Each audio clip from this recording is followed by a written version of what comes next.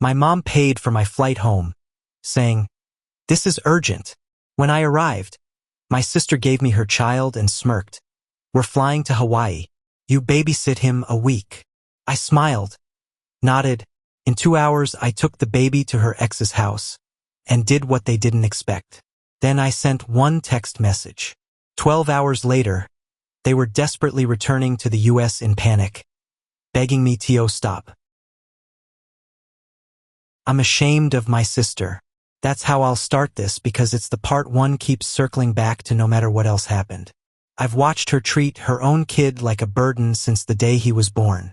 She talks about him like he's an obstacle, complains that he ruined her figure, ruined her freedom, ruined her dating life. The truth is, she never even tried to be a mom, and somehow my parents just let it slide. I thought I'd reached my limit with her a dozen times over the years. But what happened 2 weeks ago broke something in me. It started with a phone call from my mom. She sounded tense, dramatic, and said I needed to come home immediately. "This is urgent, Alan," she said. "Don't ask questions. Just come. I already booked your flight. I canceled the whole weekend in Denver, including a game and a hiking trip I'd planned for months. I assumed someone was dying.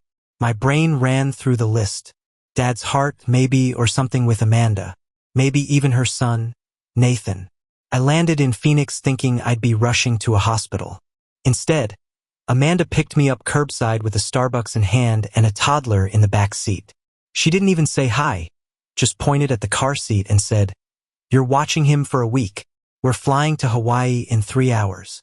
I looked at her like she was speaking another language. She blew a bubble with her gum and smirked. "Come on. It's not that deep.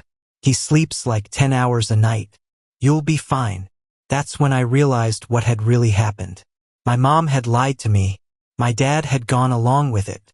They'd all conspired to get Amanda a free last-minute babysitter while they jetted off to Maui. And not one of them saw anything wrong with it. I didn't yell, didn't argue. I just climbed into the car, buckled Nathan in, and kept my mouth shut. Not for them, for him. He looked at me like I was the only familiar face in the world.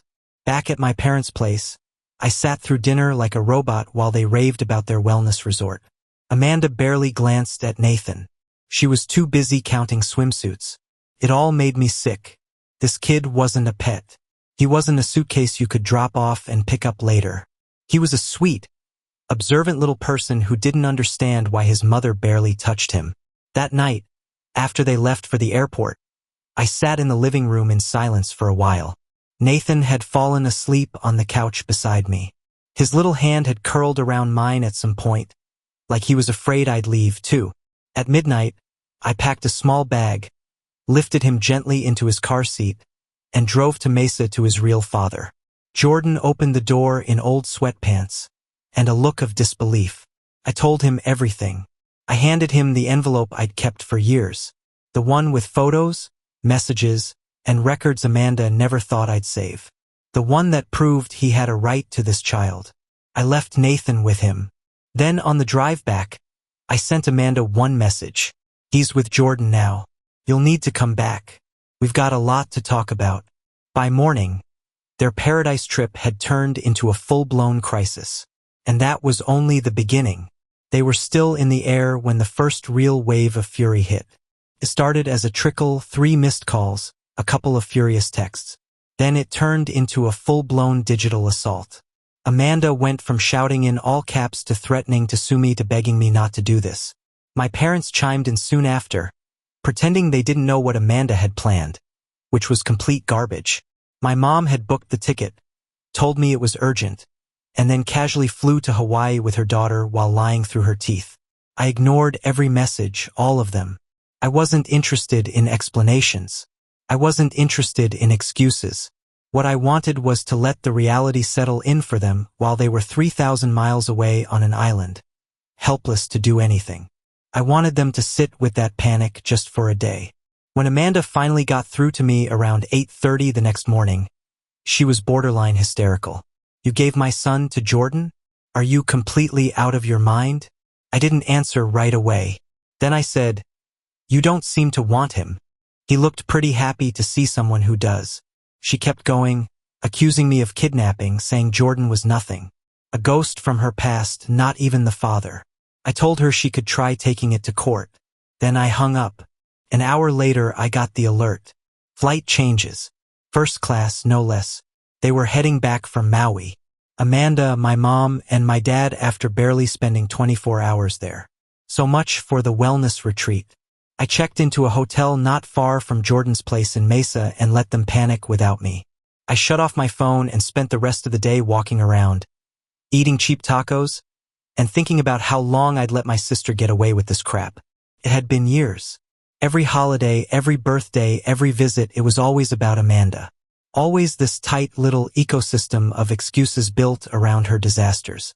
And Mom and Dad played right into it. That night, I dropped by Jordan's again. He looked like he hadn't slept, but in a good way. He was glowing. Nathan was curled up in his lap, snoring softly with a pacifier in his mouth and a toy truck on his chest. I kept thinking he'd freak out. Jordan told me he didn't. He just kept looking at me like he remembered. He fell asleep holding my sleeve. He offered me a beer. We talked for an hour. He told me he never believed Amanda when she said he wasn't the father. Said he offered to take a test, but she blocked him at every turn. Said she lied, ghosted him, then made up a news story for everyone else. The worst part, he gave up because he thought he didn't stand a chance. Now he had one, and I promised to help him make the most of it. The next morning, I drove to my parents' house. Amanda's car was already there.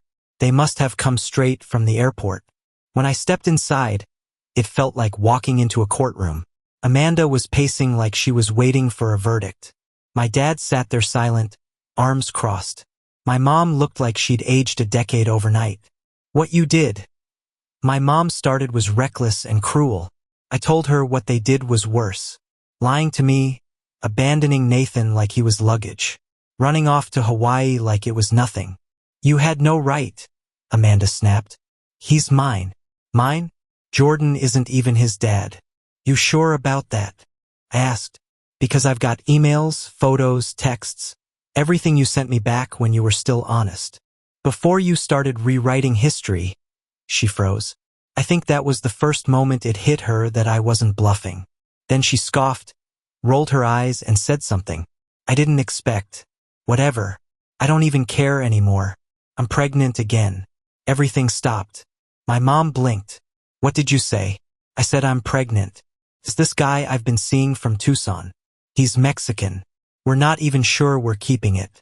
But either way, Nathan's Jordan's problem now. Congratulations. Even my dad looked stunned. Not angry. Not disappointed. Just stunned like he'd finally seen Amanda for who she really was. I walked out without saying anything else. I'd already wasted enough breath. Back at the hotel, I started making calls. Lawyers, court clerks, people I knew who had handled custody battles. Jordan needed support, and I was going to help him build the case quickly and solidly. If Amanda didn't want her child, fine. But she wasn't getting to decide who could love him either. The next morning, I met Jordan at a small cafe near his place. He looked different, more focused, like someone who'd just been handed back a future he never thought he'd see again. We had a checklist, everything we need to get custody started. I'd already called in a favor from a lawyer friend of mine in Tucson, someone who owed me a few solid ones. She agreed to take a look at Jordan's situation that same day. By noon, we were sitting in her office laying everything out. He had no criminal record, no history of substance abuse, a stable job, a 2-bedroom place with a clean record and photos of him and Nathan from when the kid was a baby. Stuff Amanda had deleted from social media but forgot she'd send me in old family group chats. I had screenshots of everything, including a voice note from Amanda months ago, bragging about cutting Jordan out so he wouldn't mess up her next relationship. The lawyer looked at all of it and said we had a case stronger than most. What we didn't have yet was a paternity test. So, I made a few calls, found a lab that could expedite results, scheduled a discreet appointment for the next day. I had planned to go back to Denver after a few days, but now I couldn't. I booked another week at the hotel, set up a meeting with a family counselor to evaluate Jordan, and started compiling every scrap of Amanda's online nonsense. She'd been posting bikini shots from Maui right before their early flight back. She posted 0 about Nathan. It was all about her. Always had been. The night after our first legal meeting, I got a message from Amanda. It was the shortest one she'd sent yet. I don't care what you do. Just don't talk to that freak again. He's not even Nathan's real dad. I didn't answer. Instead, I printed it and added it to the file. The next 2 days moved fast. We got the test done. Jordan went to his first court prep session. Meanwhile, I visited my parents again, not because I wanted to, but because they kept asking for a family meeting. I walked in and found Amanda there, too, lounging on the couch like nothing had happened. My dad didn't waste time. "You're really helping him take Nathan?" I said, "Yeah, and he deserves him more than any of you." My mom said something about how I didn't understand what it's like to be a parent. I reminded her I wasn't the one who left a toddler with 0 warning and ran off to a beach resort.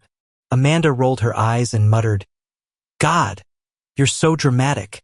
Then I said something that finally hit them where it hurt. "Do you even realize that Jordan has legal options now? That once the results come in, he's not just going to get visits. He might get custody. Full custody." Amanda sat up. "Wait, full? No, he can't. He doesn't even have a lawyer." I smiled. "He does now." And for the first time, she looked scared. "They tried to guilt me, said I was breaking the family apart, that I was being vindictive. But I wasn't doing it for revenge. Not really. I was doing it for Nathan. For the version of that kid who would grow up thinking no one fought for him. That ends with me." By day 6, we got the paternity test results back. Positive. 99.99%. Jordan looked at the paper, said nothing, and started crying quietly into his sleeve. I just nodded and said, "Let's finish this." Once the test results came back, everything changed. Jordan filed the paperwork the next morning. Emergency hearing, custody request with full documentation. Our lawyer filed an affidavit with every screenshot, every saved message, and the paternity confirmation attached. Jordan's name was going on the birth certificate. Finally, Amanda didn't respond at first. She stopped texting me completely, stopped answering Jordan's lawyer, too. But 2 days later, she showed up at my hotel. I didn't invite her in. She pushed past me and stood in the middle of the room like she was still in control. She didn't ask about Nathan, didn't ask how Jordan was doing. She just stared at me like I was a stranger. I could have left him with someone worse. She said, "I chose you because you're boring and predictable." I let that sit there a moment. Then I said, "You didn't choose me. You lied to me. You tricked Mom into helping you. You never even planned to come back." She didn't deny it, just shifted her weight and mumbled something about how it wasn't going to be forever, just a week. Then she told me something that turned everything on its head. "The guy I'm seeing doesn't even know I have a kid." I told him Nathan's my nephew. "He thinks I'm child-free." I laughed. It just came out. "You're pregnant again and lying about the first kid."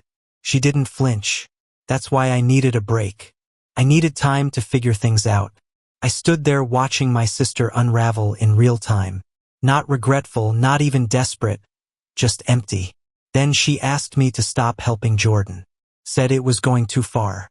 That was the moment I stopped seeing her as my sister and started seeing her as a threat to Nathan's future. She was never going to be a stable parent. She didn't even want to be. When she left, I called our lawyer and asked what else we needed. She said character statements, witness lists, any documentation of Amanda's negligence. I had all of it within a day. Texts where she left Nathan with strangers. A message to our cousin saying she wished she could drop him off at a fire station. Photos she posted with alcohol in hand while claiming to be homesick with him. I wasn't even digging that hard. It was just all there. Jordan was nervous but ready. I stayed in town going over documents with him at night, helping him prep for the hearing. Every time I saw him with Nathan, I felt more certain. The way that kid lit up when Jordan entered the room wasn't fake. It wasn't confused. It was recognition. The day before the hearing, I dropped by my parents' house for the last time. I wanted them to know what was coming. Dad was outside washing the car. Mom was on the porch with a mug of coffee. Both looked tired. We just wanted peace. she said when I sat down. No more drama. I said, then maybe you should have stopped enabling the source of it. She didn't reply, just stared into her mug. I told them Jordan was filing for full custody, that Amanda's name would still be on paper, but this was going to be his fight now. Mom didn't protest. Dad didn't either. In a weird way, I think they were relieved. Like, they finally realized this wasn't something they could keep covering up. When I left, Mom said, "Don't tell her we gave up. Just tell her we couldn't stop you." I didn't answer because they didn't give up. They just never started fighting. The courtroom wasn't packed. Just a few other cases that morning, most of them sad or slow. But when Jordan and I walked in, you could feel the tension coming off him. He was holding a folder so tightly it was starting to bend at the corners. Amanda was already there. She came in wearing a blazer over a sundress, trying to look pulled together. My parents sat behind her, stiff and quiet, like they weren't sure whose side they were even on anymore. Amanda didn't look at us. Not once. We had the paternity tests, the statements, the screenshots, the whole record of how she dropped her kid off and left the country without so much as a sign note. The judge read through it all silently for a long time, then asked Amanda if she had anything to say. What she said stunned everyone. She claimed Jordan had forged the documents, that the paternity test wasn't real, that the lab wasn't accredited, that he and I had conspired to steal her son from her in a coordinated act of revenge. I almost laughed out loud. The judge didn't. Instead, he leaned forward and asked her to provide proof that the documents were fake. Amanda just blinked. Then she reached into her purse and pulled out a different paternity test, one with Jordan's name on it, and a result that said he wasn't the father. It was dated 2 years ago. Looked official. Our lawyer asked to examine it. 10 minutes later, she confirmed what I suspected. Amanda had forged it. The letterhead was from a facility that hadn't existed for years. The formatting was off. And the test was never submitted into any legal system. Total fake. That was bad enough. But then Jordan pulled out something I didn't even know he had. An affidavit from the guy Amanda was currently pregnant with. Apparently, Jordan had contacted him last week without telling me and told him everything. And the guy, shocked out of his mind, confessed in a notarized statement that Amanda had told him she had no children. He even included screenshots of her texts saying she never wanted to be tied down like her boring brother. The judge's face didn't move, but I swear the air in the room shifted. At that point, Amanda didn't just lose control of the case. She practically self-destructed, started shouting that we were ruining her life. My mom tried to quiet her, but she pushed her away and called her a spineless old woman. The judge ended the hearing early, ordered temporary full custody to Jordan, while a more formal evaluation would be scheduled. Amanda was granted no visitation until further review. Jordan just sat there stunned. Me? I walked out like the world had finally tilted back into place. That night, I took Nathan to the zoo while Jordan sorted some paperwork.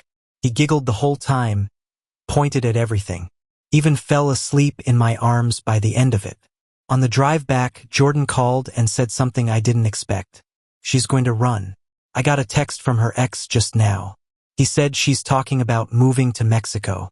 It was the last twist I didn't see coming, and one I couldn't ignore. The morning after the zoo, I got a call from the lawyer. Amanda had tried to withdraw her name from several public records. Birth certificate, daycare forms, pediatric files, all requests submitted through a cheap online legal service. The kind of move someone makes when they're trying to vanish. Jordan and I met at his place an hour later. He was already packing a small emergency bag for Nathan just in case.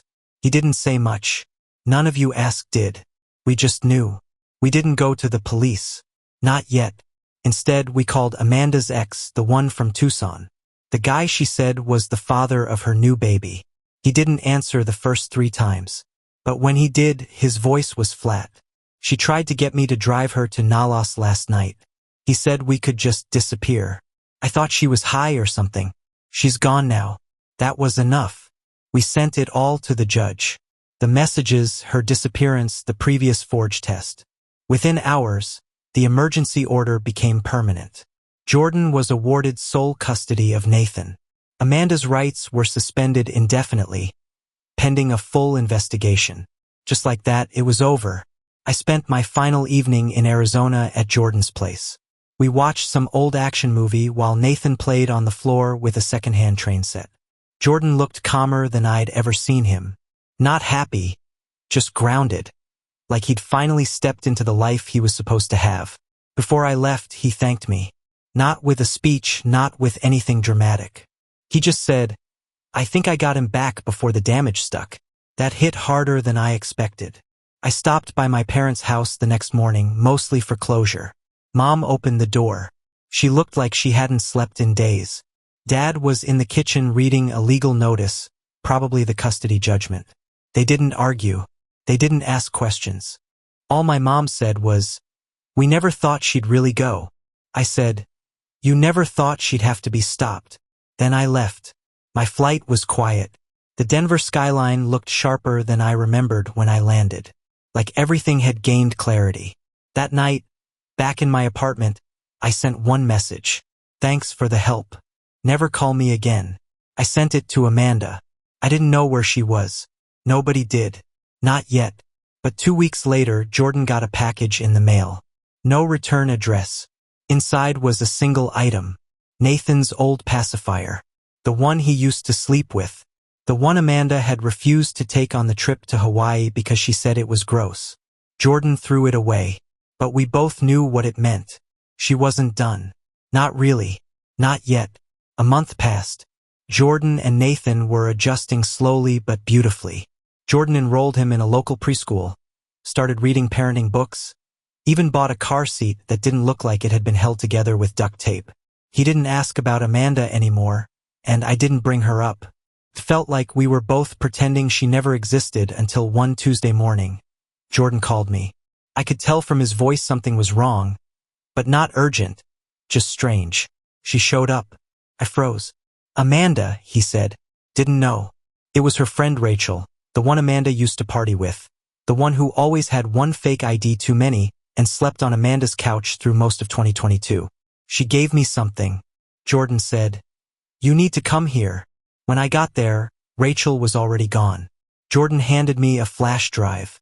She said Amanda told her to deliver it if anything happened. And then she left. Didn't even stay long enough to hear what was on it. We plugged it into his laptop. There was one file, a video. It was Amanda, hair tied back, face bare, sitting on the floor somewhere unfamiliar. Her voice was calmer than I'd expected. "If you're watching this," she said, "I'm not dead, but I'm not coming back." She took a deep breath, then said something that caught us both off guard. I lied. "Jordan, you were always the father. I knew it. I just didn't want to share him. You were a better parent than I could ever be, and that made me hate you." She went quiet for a moment, then added, "I messed up everything. The second baby gone. I lost it. I didn't tell anyone. I didn't want more responsibility. I just wanted to disappear. I thought if I sent the pacifier, I could scare you or remind you I still mattered." She looked up at the camera and whispered, "I don't matter anymore, and maybe that's okay." The video ended. No explanation of where she was. No request for forgiveness. Just a raw, strangely peaceful confession. Jordan sat still for a long time. Then finally he said, "I don't think she'll ever come back." I nodded. "She already left a long time ago." He asked if we should send it to the court.